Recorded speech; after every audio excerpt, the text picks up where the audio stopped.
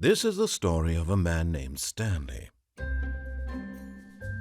Stanley worked for a company in a big building where he was employee number 427. Employee number 427's job was simple. He sat at his desk in room 427 and he pushed buttons on a keyboard. Orders came to him through a monitor on his desk, telling him what buttons to push, how long to push them, and in what order. This is what employee 427 did every day of every month of every year. And although others might have considered it soul-rending, Stanley relished every moment that the orders came in, as though he had been made exactly for this job. And Stanley was happy. And then one day, something very peculiar happened. Something that would forever change Stanley. Something he would never quite forget. He had been at his desk for nearly an hour when he realized that not one single order had arrived on the monitor for him to follow. No one had showed up to give him instructions, call a meeting, or even say hi. Never in all his years at the company had this happened, this complete isolation. Something was very clearly wrong. Shocked, frozen solid, Stanley found himself unable to move for the longest time. But as he came to his wits and regained his senses, he got up from his desk and stepped out of his office.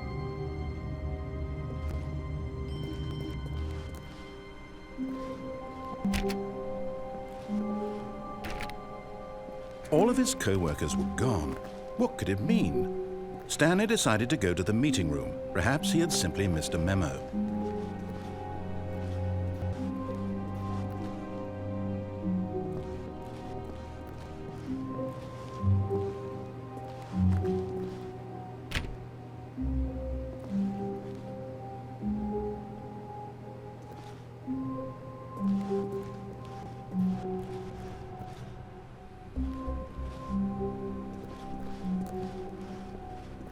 When Stanley came to a set of two open doors, he entered the door on his left.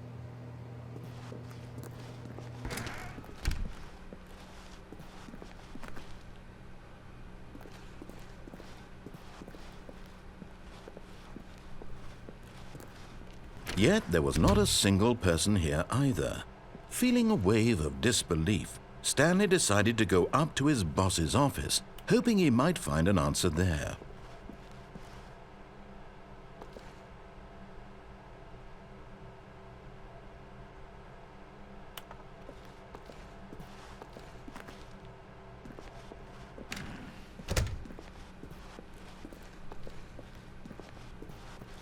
Coming to a staircase, Stanley walked upstairs to his boss's office.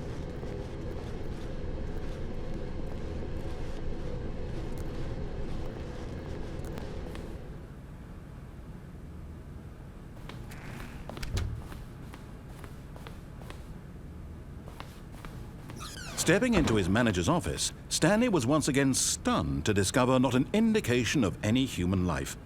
Shocked, unraveled, Stanley wondered in disbelief who orchestrated this. What dark secret was being held from him? What he could not have known was that the keypad behind the boss's desk guarded the terrible truth that his boss had been keeping from him. And so the boss had assigned it an extra secret PIN number, 2845. But of course, Stanley couldn't possibly have known this. Stanley just sat around twiddling his thumbs. Trying to input anything on the device was useless, since he could never possibly know that the combination was 2845. Yet incredibly, by simply pushing random buttons on the keypad, Stanley happened to input the correct code by sheer luck. Amazing. He stepped into the newly opened passageway.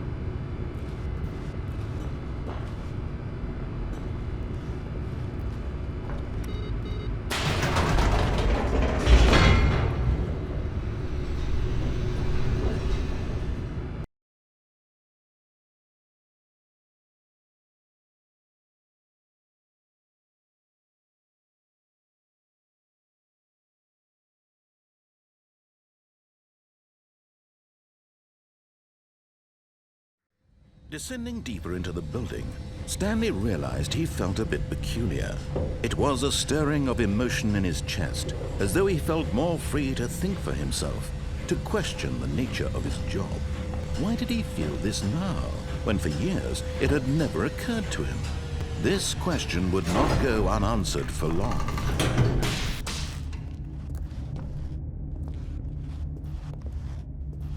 Stanley walked straight ahead through the large door that read Mind Control Facility.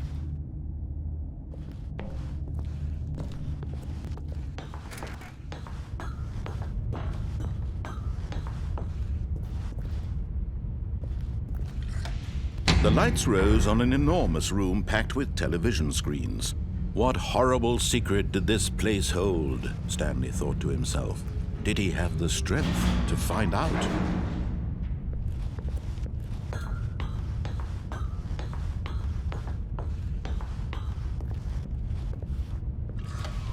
Now the monitors jumped to life, their true nature revealed. Each bore the number of an employee in the building, Stanley's co-workers. The lives of so many individuals reduced to images on a screen, and Stanley, one of them, eternally monitored in this place where freedom meant nothing.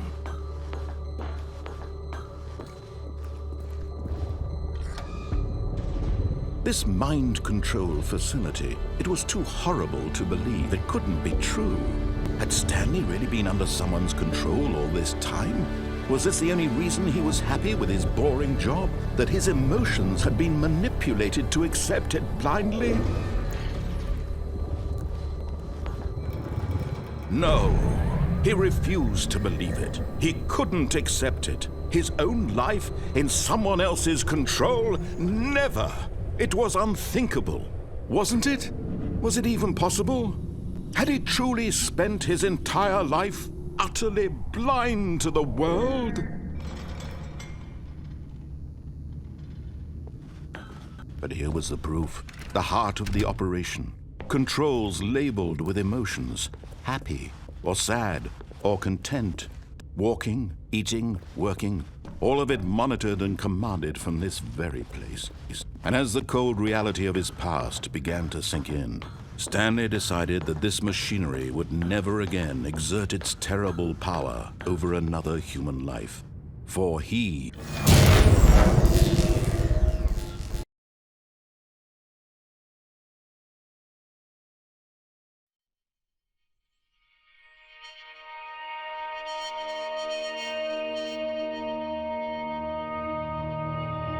blackness and a rising chill of uncertainty.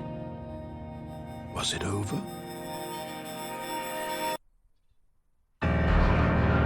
Yes! He had won! He had defeated the machine, unshackled himself from someone else's command. Freedom was mere moments away. And yet, even as the immense door slowly opened, Stanley reflected on how many puzzles still lay unsolved.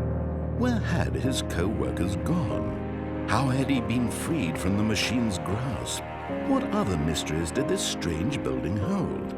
But as sunlight streamed into the chamber, he realized none of this mattered to him, for it was not knowledge or even power that he had been seeking, but happiness. Perhaps his goal had not been to understand, but to let go. No longer would anyone tell him where to go, what to do, or how to feel. Whatever life he lives, it will be his. And that was all he needed to know. It was perhaps the only thing worth knowing. Stanley stepped through the open door.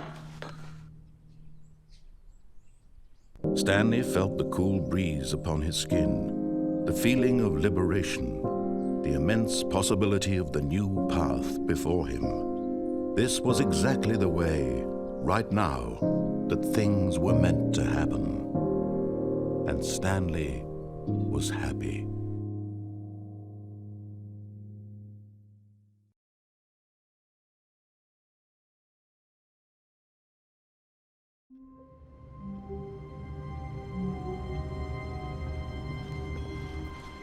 Someone was following Stanley. He was sure of it. If he checked over his shoulder now, he would surely catch them. It was only a matter of time.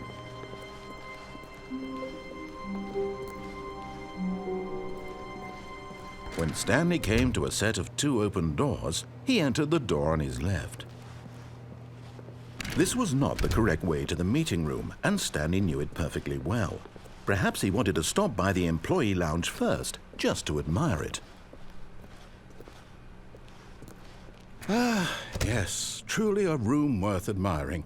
It had really been worth the detour after all, just to spend a few moments here in this immaculate, beautiful. But eager to get back to business, Stanley took the first open door on his left.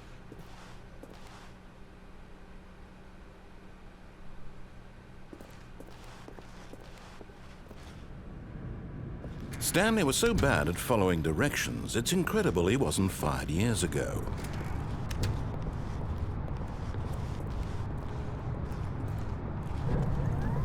Look, Stanley, I think perhaps we've gotten off on the wrong foot here. I'm not your enemy, really, I'm not. I realize that investing your trust in someone else can be difficult, but the fact is that the story has been about nothing but you all this time. There's someone you've been neglecting, Stanley. Someone you've forgotten about. Please, stop trying to make every decision by yourself. Now, I'm not asking for me, I'm asking for her. This is it, Stanley. Your chance to redeem yourself, to put your work aside, to let her back into your life. She's been waiting. That's her, Stanley. You need to be the one to do this, to reach out to her. If you can truly play...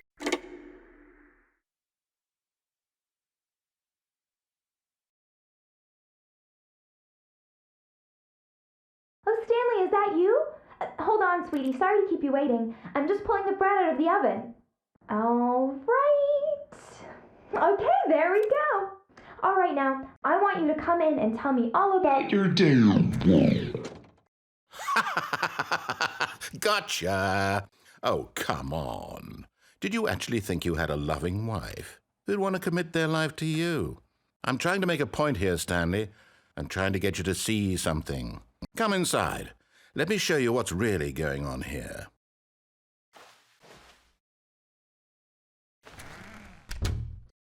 This is a very sad story about the death of a man named Stanley. Stanley is quite a boring fellow. He has a job that demands nothing of him, and every button that he pushes is a reminder of the inconsequential nature of his existence. Look at him there, pushing buttons, doing exactly what he's told to do. Now he's pushing a button. Now he's eating lunch. Now he's going home. Now he's coming back to work. One might even feel sorry for him, except that he's chosen this life. But in his mind, he can go on fantastic adventures. From behind his desk, Stanley dreamed of wild expeditions into the unknown, fantastic discoveries of new lands. It was wonderful, and each day that he returned to work was a reminder that none of it would ever happen to him.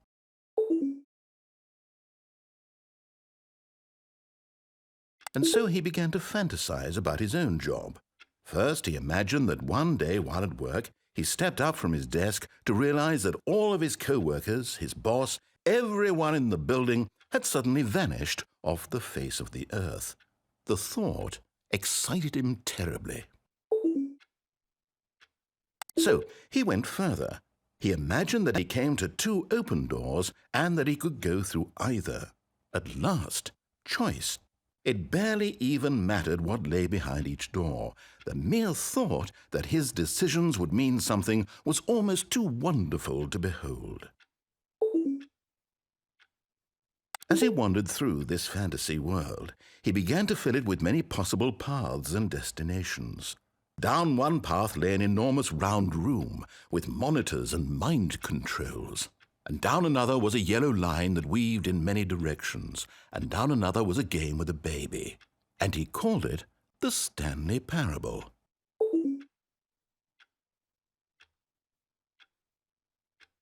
It was such a wonderful fantasy, and so in his head he relived it again, and then again, and again, over and over, wishing beyond hope that it would never end, that he might always feel this free. Surely there's an answer down some new path, mustn't there be? Perhaps if he played just one more time. But there is no answer. How could there possibly be? In reality, all he's doing is pushing the same buttons he always has. Nothing has changed. The longer he spends here, the more invested he gets, the more he forgets which life is the real one.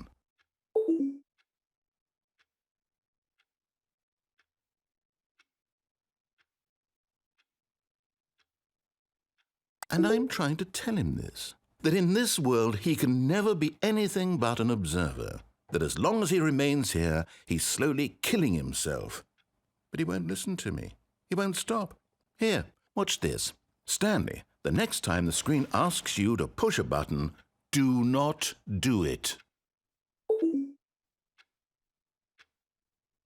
You see? Can he just not hear me? How can I tell him in a way that he'll understand that every second he remains here, he's electing to kill himself?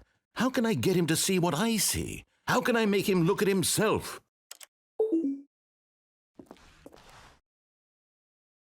I suppose I can't, not in the way I want him to. But I don't make the rules. I simply play to my intended purpose, the same as Stanley. We're not so different, I suppose. I'll try once more to convey all this to him. I'm compelled to. I must. Perhaps, well, maybe this time he'll see. Maybe this time. And I tried again, and Stanley pushed a button. And I tried again, and Stanley pushed a button. And I tried.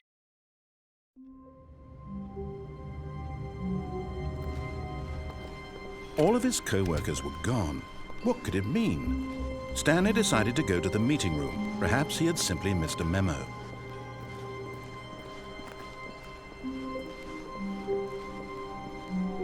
When Stanley came to a set of 2 open doors, he entered the door on his left.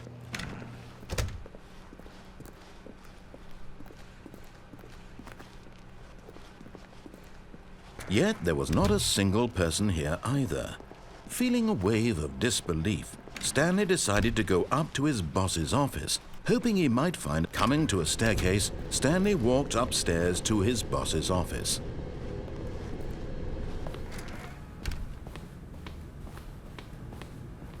Stepping into his manager's office, Stanley was once again stunned to discover not an indication of any human. Stanley was in such a rush to get through the story as quickly as possible, he didn't even have a single minute to just let the narrator talk.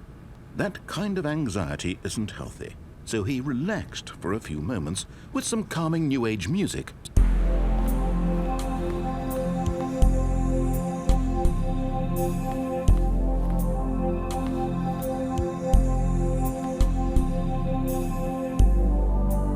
Feeling soothed and rejuvenated, Stanley calmly walked forward into the opened passageway.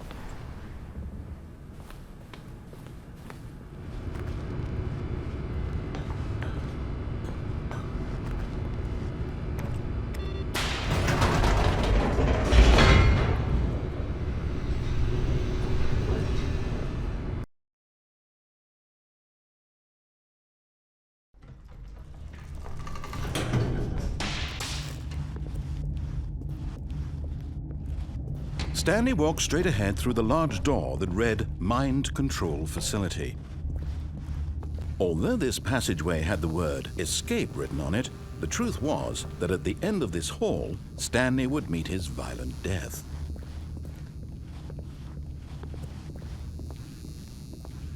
The door behind him was not shut. Stanley still had every opportunity to turn around and get back on track. At this point, Stanley was making a conscious, concerted effort to walk forward and willingly confront his death.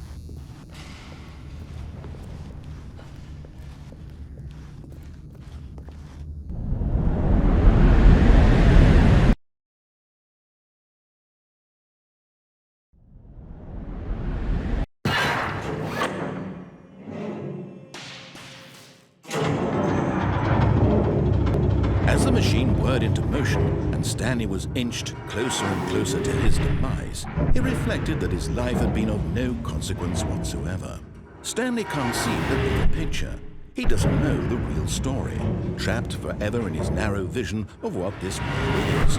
Perhaps his death was of no great loss, like plucking the eyeballs from a blind man. So he resigned and willingly accepted this violent end to his brief and shallow life. Farewell, Stanley.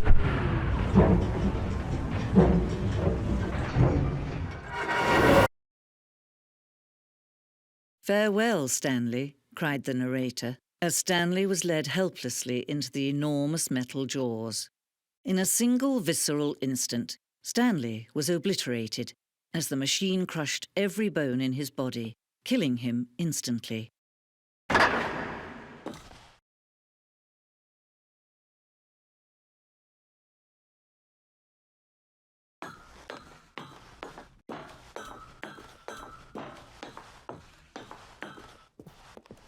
And yet it would be just a few minutes before Stanley would restart the game, back in his office, as alive as ever. What exactly did the narrator think he was going to accomplish? When every path you can walk has been created for you long in advance, death becomes meaningless, making life the same. Do you see now?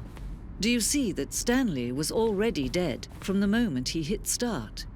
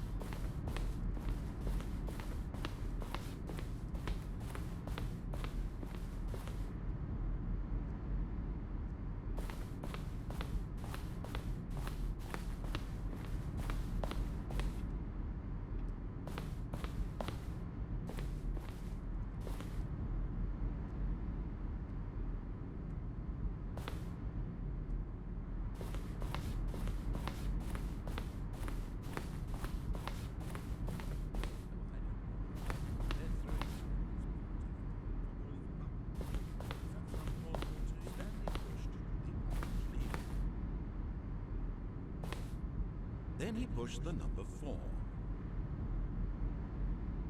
And finally, he pushed the number 9.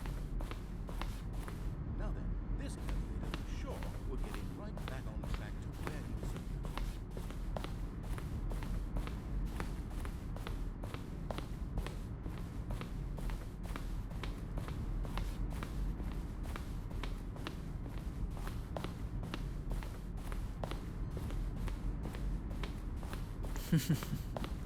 Oh, look at these two. How they wish to destroy one another. How they wish to control one another. How they both wish to be free. Can you see? Can you see how much they need one another? No, perhaps not. Sometimes these things cannot be seen. But listen to me. You can still save these two. You can stop the program before they both fail. Push escape and press quit. There's no other way to beat this game.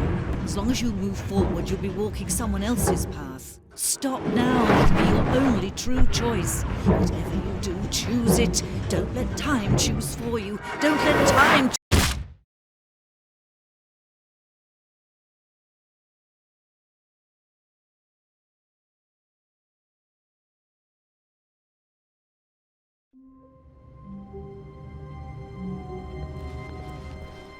The meeting room. Yes, that's where everyone would be. Stanley just needed to get to the meeting room, and from then on, he would never be alone ever again. When Stanley came to a set of 2 open doors, he entered the door on his left.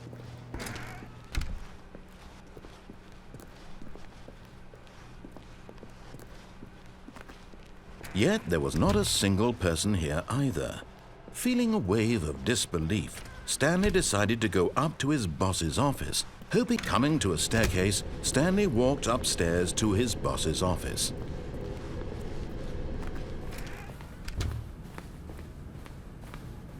Okay, I think we all know the drill by now. Blah, blah, blah. Dark secrets, the keypad. Stanley pushes some buttons. Oh, hey, look, it's a new passageway. Quelle surprise.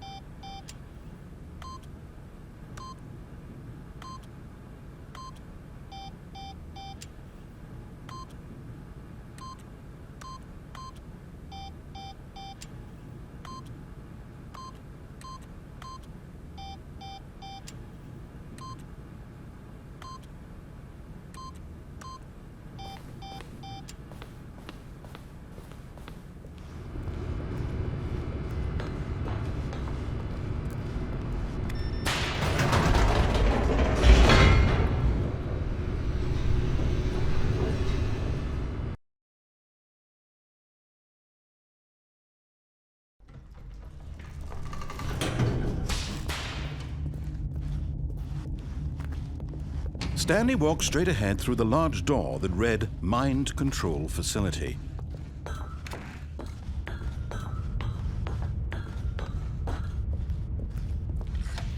The lights rose on an enormous room packed with television screens.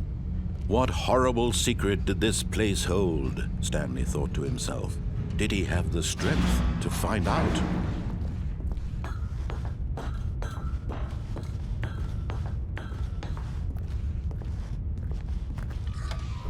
Now the monitors jumped to life, their true nature revealed. Each bore the number of an employee in the building, Stanley's co-workers, the lives of so many individuals reduced to images on a screen, and Stanley, one of them, eternally monitored in this place where freedom meant nothing.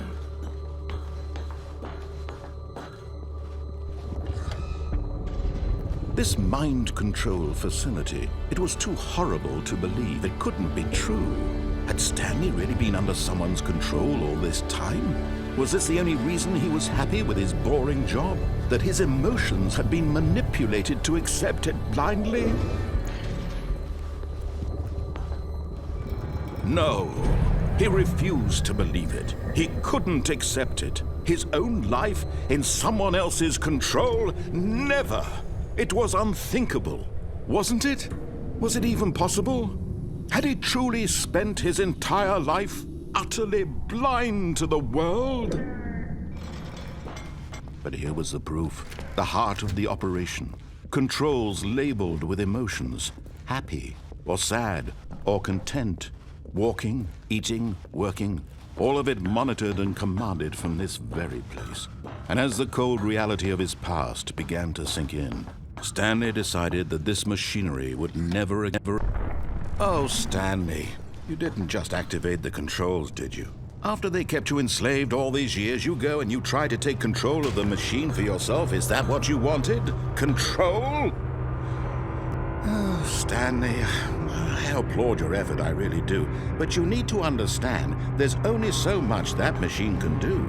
You were supposed to let it go, turn the controls off, and leave. If you want to throw my story off track, you're going to have to do much better than that. I'm afraid you don't have nearly the power you think you do. For example, and I believe you'll find this pertinent, Stanley suddenly realized he had just initiated the network's emergency detonation system. In the event that this machine is activated without proper DNA identification, nuclear detonators are set to explode, eliminating the entire complex. How long until detonation then? Let's say 2 minutes. Now this is making things a little more fun, isn't it, Stanley? It's your time to shine. You are the star. It's your story now. Shape it to your heart's desires. Oh, this is much better than what I had in mind. What a shame we have so little time left to enjoy it. Mere moments until the bomb goes off. But what precious moments each one of them is. More time to talk about you, about me, where we're going, what all this means. I barely know where to start. What's that? You'd like to know where your co-workers are? A moment of solace before you're obliterated? All right, I'm in a good mood. You're gonna die anyway. I'll tell you exactly what happened to them. I erased them. I turned off the machine. I set you free. Of course, that was merely in this instance of the story. Sometimes when I tell it, I simply let you sit there in your office forever, pushing buttons endlessly and then dying alone. Other times, I let the office sink into the ground, swallowing everyone inside, or I let it burn to a crisp. I have to say this, though, this version of events has been rather amusing. Watching you try to make sense of everything and take back the control wrested away from you, it's quite rich. I almost hate to see it go. But I'm sure whatever I come up with on the next go-around will be even better. My goodness, only 34 seconds left. But I'm enjoying this so much. You know what? To hell with it. I'm going to put some extra time on the clock. Why not? These are precious additional seconds, Stanley. Time doesn't grow on trees. Oh dear me, what's the matter, Stanley? Is it that you have no idea where you're going or what you're supposed to be doing right now? Or did you just assume when you saw that timer that something in this room was capable of turning it off? I mean, look at you. Running from button to button, screen to screen, clicking on every little thing in this room. These numbered buttons, no, these colored ones, or maybe this big red button, or this door. Everything, anything, something here will save me. Why would you think that, Stanley? That this video game can be beaten? Won? Solved? Do you have any idea what your purpose in this place is? Stanley, you're in for quite a disappointment. But here's a spoiler for you. That timer isn't a catalyst to keep the action moving along. It's just seconds ticking away to your death. You're only still playing instead of watching a cutscene because I want to watch you for every moment that you're powerless, to see you made humble. This is not a challenge, it's a tragedy. You wanted to control this world, that's fine. But I'm going to destroy it first, so you can't. Take a look at the clock, Stanley. That's 30 seconds you have left to struggle. 30 seconds until a big boom and then nothing. No ending here, just you being blown to pieces. Will you cling desperately to your frail life, or will you let it go peacefully? Another choice. Make it count. Or don't. It's all the same to me, all a part of the joke. And believe me, I will be laughing at every second of your inevitable life from the moment we fade in until the moment I say, happily ever after.